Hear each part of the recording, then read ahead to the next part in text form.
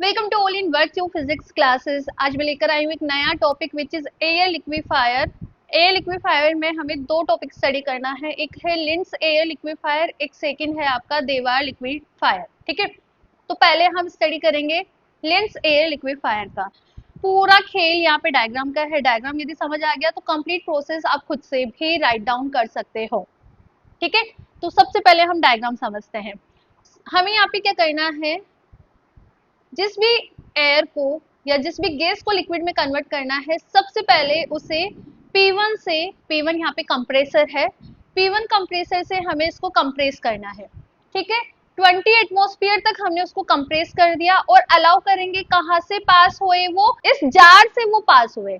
यहाँ पे जार में हमने कास्टिक पोटास, कैल्शियम क्लोराइड और फास्फोरस पेंटाऑक्साइड का मिक्सचर लिया है। ये क्या करेगा, जो भी गैस लिक्विड करनी है उसको ड्राई कर देगा और उसमें से CO2 को रिमूव कर देगा। बात समझ आई? देखो दो फेज में है। द फर्स्ट फेज में क्या करना है, गैस को P1 से 20 एटमॉस्फेयर तक कंप्रेस करना है, उसके बाद इसको अलाउ करना है कि ये इस जार से पास हो। जार के अंदर आपका कास्टिक पोटास, कैल्शियम क्लोराइड और फास्फोरस पेंटाऑक्साइड का मिक्सचर है, जो कि उसको ड्राई कर देगा और CO2 को रिमूव कर देगा। ठीक है, फिर यहाँ हमें P2 कंप्रेसर से इस गैस को कंप्रेस करना है 200 एटमॉस्फेयर प्रेशर तक। ठीक है, 200 एटमॉस्फेयर प्रेशर से जैसे आप इसको कंप्रेस करोगे तो ये अलाउ होगी कहाँ से पास होने के लिए, स्पाइरल ट्यूब से।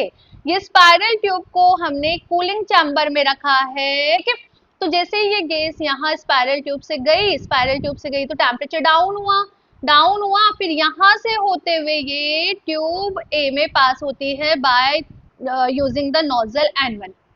यहाँ नोजल N1 पर गैस का एक्सपेंशन हो जाता है। अब जैसे गैस का एक्सपेंशन होगा तो फिर टेम्परेचर डिक्रीज होगा और -70 डिग्री सेल्सियस तक यहाँ पे टेम्परेचर डिक्रीज हो जाता है। ठीक है, अब इस नोजल N1 पे एक्सपेंड गैस को हम अगेन अलाउ करते हैं पास होने के लिए, कहाँ से, ट्यूब बी से। जैसे ही ये ट्यूब बी से होते हुए वापस कहाँ जाएगी, कंप्रेसर P2 पे जाएगी।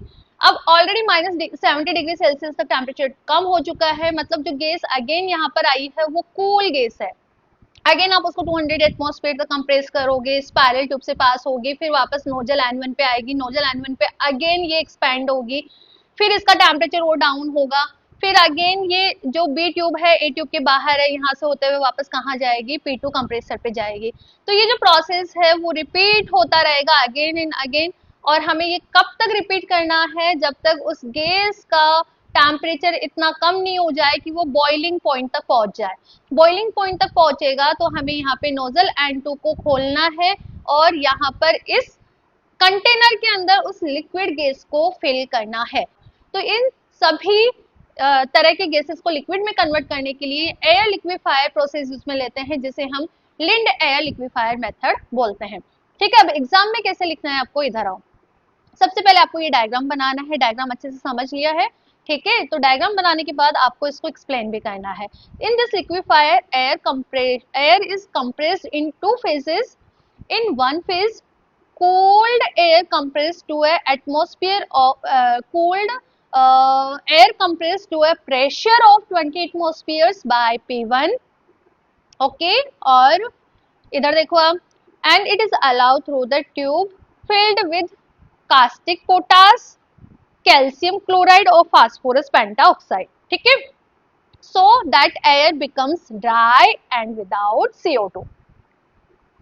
This air is passes through spiral tube in the filling chamber F। ये रहा आपका spiral tube। कैसे, after compressing this gas by compressor P2 at 200 atmosphere।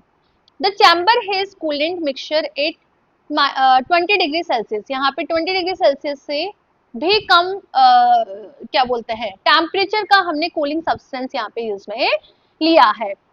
And the gas is coming from the spiral tube and expand its nozzle N1 at a pressure of 20 atmosphere. As a result, the temperature decreases -70 degrees Celsius, and now the gas is flows through tube B, which is the outer of tube A, towards the compressor P2. And during the flow of the gas through tube B, it's cool down the gas flow flowing in a tube A. And after compressor from the compressor P2, cooled gas again reaches the nozzle N1 through tube A where it expands again, and this process repeat again and become more cool this gas.